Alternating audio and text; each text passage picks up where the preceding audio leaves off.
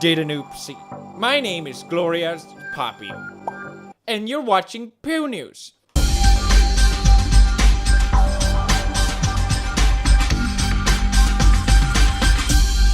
The most well-loved and fantasized news story. The sub-gap difference is now less than 40,000. This could be the final day. For the first time, I'm scared. Do something! Mr. Beast-sama, please. Taskete. Subscribe. It's now or never, boys and girls. Printers did an oopsie. Can you believe this? Someone hacked printers worldwide, urging people to subscribe to PewDiePie. Thank you, printers. Very cool. See, this is what I'm talking about. Even printers are doing their part. Now, I saw this on Twitter and I actually thought it was fake. I didn't really take it seriously, but the message was basically printed and told people to, number 1, unsubscribe from T-Series. Number 2, subscribe to PewDiePie. Share awareness, tell everyone you know, and brofist. Extra points. Subscribe to Dolan Dark and Grande. Hit the dab like Wiz Khalifa. Delete TikTok. Smile, the world is a great place. Never mind, it's 2018. We're all gonna die. Pro tip, your printer is exposed to the internet. Please fix that. Greetings from a friendly giraffe. So this was made by the hacker Giraffe. The hacker said that he found over 800,000 vulnerable printers, but decided to just target 50,000 of them with this message that was printed. I need the 800,000. And yeah, people on Twitter were saying that, why are local printers being hacked for this? Why? Are you serious? It says right there. Are you kidding me, Madison? So this just randomly printed on one of our work printers. I think PewDiePie has hacked our system. Yeah, sure. Yeah, that was me. I did it, totally. This was getting more media attention than anything I've seen in the recent memory, revolving me at least. It was featured on a ton of different media websites, IGN, Wired. I love this one because it says printers were exploited for PewDiePie propaganda. You know, Russians hacked the election, but 9-year-olds hacked the printers. That's the one the history will remember. So obviously this raises awareness because a lot of people's printers could easily be exploited and actually cause damage. You know, the giraffe said that he could have targeted more, but decided not to. And he also mentioned that I killed 2 birds with 1 stone. Raised awareness for this issue and helped PewDiePie get a slight edge. That's what I need. That's what I'm talking about. All this support to keep me on top is so funny. I love it. Please keep it up. Just don't do anything illegal, okay? Because that will look bad on me. That's the only reason.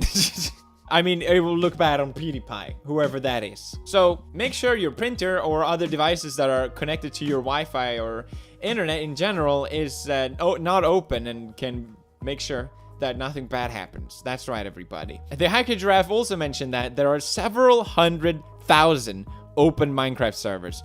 Do I make a bot that joins and spams sub to PewDiePie, or is that too useless? It'll attract real 9-year-olds. Come on!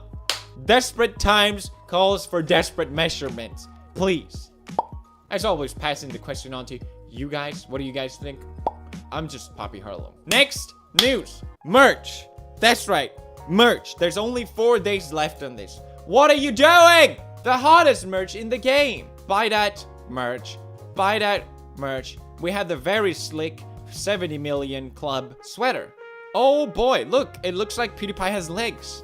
There's no way this can be real. The ever sexy Suka Biat hoodie and other Suka lasagna. 3 days left. What are you doing? The PEW News merch designed by PewDiePie. Wow, what a talent. Why is not more people buying this? It's so cool. But of course, you could always just buy a PEW News hat and support PEW News. Thank you very much. Namaste. Gloria Borga gets the bread. Thank you very much. Next news. No, I mean, Cloak. Markiplier and Jackaplier did an oopsie. Markiplier and Jacksepticeye's Cloak scam clothing company. Cloak is a scam. Cloak, Markiplier and Jacksepticeye's overpriced clothing brand. Now let's have a look. This is Cloak. This is our clothing brand. This is your clothing brand.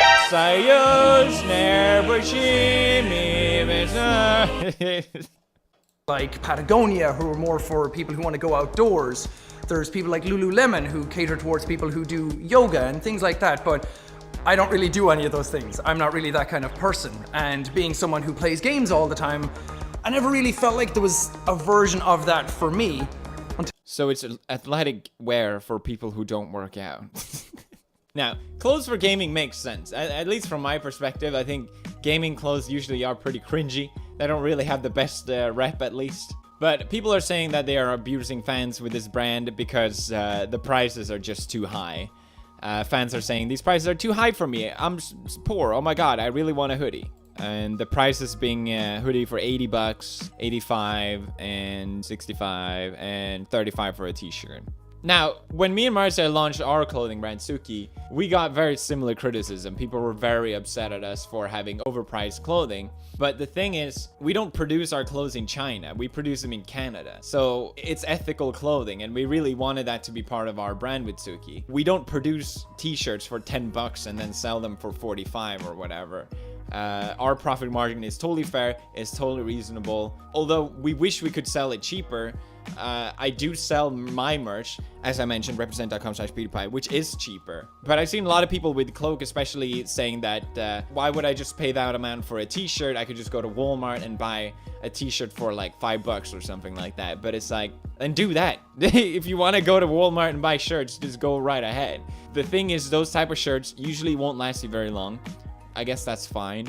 They're most likely produced in a country where you can't for certain say if the workers are working in fair conditions and it's ethically made. It's very hard to tell if that's actually the case or not, and a lot of times it isn't. Fast fashion arguably has a bad effect on the environment. Most of all, it's not designer, and if you don't want that, sure, it's fine, but you're not going to get the same quality. You're not going to get unique patterns, designs, or any style that really sets it apart. And I see people criticizing Cloak, saying like, oh yeah, it's just a black t-shirt or whatever, I can't even see the brand. But you know, you can tell there is small details, it's a minimal design, and that's what sets it apart. And I don't know, I think it's cool. I like minimal, so for me, I don't really have a problem with that. Although I think the problem is that with fans, especially younger fans, I mean, I share a lot of my audience with Jack and Mark, but I do think their audience probably slightly younger as well. And younger people want more brand heavy clothing. That's just how it is. Teenagers wants to show their brand. They want to show who they're associated with, and they judge other people based on that as well. So it's much more important for younger audiences to have an actual brand. And if you're gonna pay more, you want that to show at least. So people are saying that they're exploiting their fans for doing this kind of design with these prices, when in reality, it seems like it's the opposite. I don't know. What do you think? Suki is selling out fast. Merch. That's right. Merch. This is not merch. That's the thing. Why are they charging 80 bucks for a merch? It's not merch. I have merch. Oh, what's that? How is it possible? I am in a night sky city. What? Guys, I have an announcement to make. This is a green screen. That's right. It's one of the great products from Elgato. Thank you, Elgato, for sponsoring me. This green screen is genius. I love this. It makes my life so much easier. The fact that I can just tuck this away, I love it, okay? Usually green screens are you have to set them up and leave them in your room forever, and it takes so long and so much effort to put them down. With this, 2 seconds, and you're good to go, and you can just move it around easily. Thank you, Elgato, for sponsoring and making my life easier. If you are interested in this product and many more, check out the link in the description. Next news. It's December, okay? I'm sorry. PewDiePie did an oopsie. That's right. PewDiePie attacks Lilly Singh's YouTube blog about her mental health. That's right. Attack! Get her! So this was written by the Daily Dot. I especially love this part that says, it's not the first time he criticized a female YouTuber or streamer. He blasted Twitch star Alinity. The correct way to phrase this is, it's the first time he criticized a female YouTuber. He also criticized a female streamer. It's like they so desperately wanted to seem like I'm attacking girls. It's ridiculous. These poor women that I'm constantly attacking. It's a bit of a tangent. Isn't it kind of sexist to frame it like I'm attacking these girls for criticizing them when I criticize men all the time? Like they can't face it themselves or something. It's just overwhelmingly or something. I don't know. Doesn't matter. Basically what happened was Lilly Singh uploaded a video where she said she was going to go on a break, and I criticized it saying like, well, you're not really taking a break if you focus on making a video about it. Anyway, let me phrase it a bit better in case I didn't last time. To be clear, I think it's great that Lilly decided to take a break. The reason why I'm annoyed with it is that right now on YouTube, the climate is very much like YouTube is so hard for YouTubers and everyone is just so down. And we've seen a ton of these type of articles coming out in the media, so this message is really becoming more and more reinforced. Even when Marcia quit YouTube, that was the message that was spread throughout some media, even though that wasn't the reason added at all, that it was hard to be a YouTuber. It was that she just didn't want to do it anymore. The reason why I criticized Lilly was because I made the same mistake. I made a video where I said I'm going on a break. It was during one of the toughest times in my YouTube career, and I was at a breaking point. I was so caught up into YouTube, and in retrospect, I wish that I had just taken time off. I wish I've just taken a break, maybe tweet about it, and left it at that, and then come back and explain myself. Because if you announce that you're taking a break as a YouTuber because you're burned out on YouTube or whatever the reason was, then you're still putting YouTube first, and that's not fixing the problem. Lilly says in the video that it's not clickbait. It's not clickbait. Which means she knows it's click-worthy. She knows it's gonna get views. She says that she's not trying to get on trending. I'm not trying to get on the trending page. Which means that she knows it possibly would get on trending. Obviously, I don't know her, but the way she talks about it, and from a YouTuber's perspective as well, I kind of understand the mentality that go into it. She also talk about upcoming merch, for example. I do a lot of social good work. I love focusing on girl love. I have merch coming out. And talking about her fear of audience abandoning her and that she really wants them to be there when she comes back. It's because there's a fear. There's a fear that your audience will abandon you and that people will forget all about you and then you won't be able to get back once you return.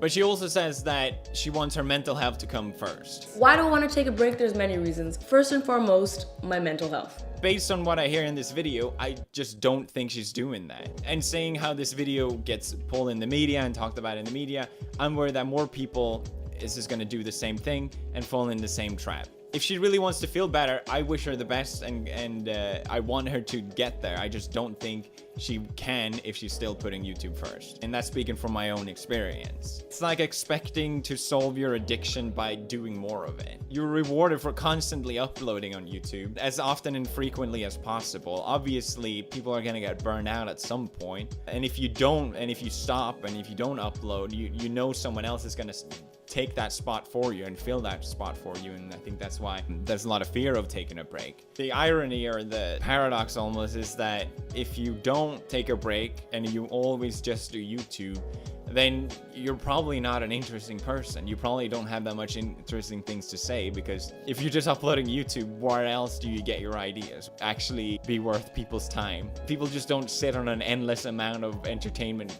capacity. That's just not reasonable. It's like you're damned if you do and you're damned if you don't. This is a very long tangent. Pew News, the most respected news source. Remember, check out the merch. Very important to get the epic victory real. Also, guys, I'm going on a break. I'm just kidding. The sub gap is getting closer. Do something! I have one project I'm working on. I just need one more day, please, guys. One more day, that's all I ask for. Maybe a couple more days, that would actually be great. Thank you very much for watching. Thank you, whatever, I don't care. Bye.